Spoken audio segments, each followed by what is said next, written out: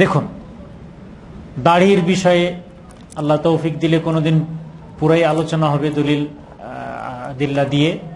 আজকে আপনার প্রশ্নের উত্তর হিসেবে এতটুকু বলি যে কোরআন এবং হাদিস এটাই প্রমাণ করতেছে যে দাড়িতে হাত দেওয়াই গুনার কাজ।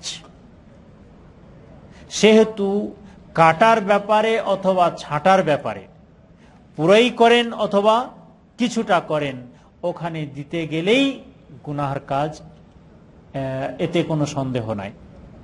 বাকি থাকলো যে অনেকেই বলে যে কোন সাহাবী এই ধরনের করেছিলেন বা এইভাবে তার আমল ছিল সেটা, কিন্তু আমার নবীর আমল থেকে কি এটা কেউ প্রমাণ করতে পারবেন যে তিনি কোনোদিন কিছু অংশ কেটেছিলেন?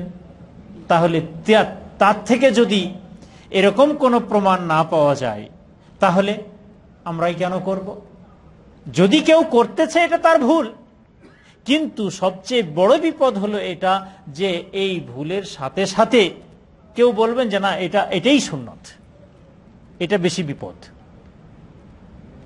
সুতরাং দাড়ি বাড়াতে হবে, আফুল্লোহা, ওয়ফিরুল্লোহা, কাসসিরুল্লোহা, তাই না, আউফুল্লোহা, বিভিন্ন শব্দ এসেছে হাদিসের মধ্যে। দাড়িকে মাফ করে দাও, দাড়িকে বেশি করো, দাড়িকে বাড়াও, তাই না, এই যে শব্দগুলো এসেছে, এবং এটা হচ্ছে কি বলে যে নির্দেশবাচক শব্দ।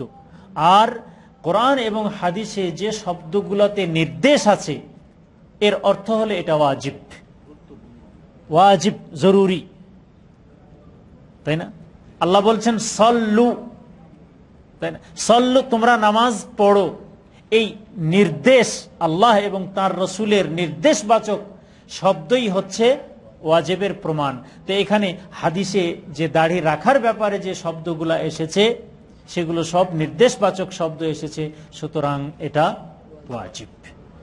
এবং এখানে যদি দাড়ি না রাখা হয় বা দাড়ি কিছু কাটছাট করা হয়, তাই না, তো এটা তো অন্যদের কি বলে নিয়ম নীতি, ইসলামী নিয়ম নীতি না।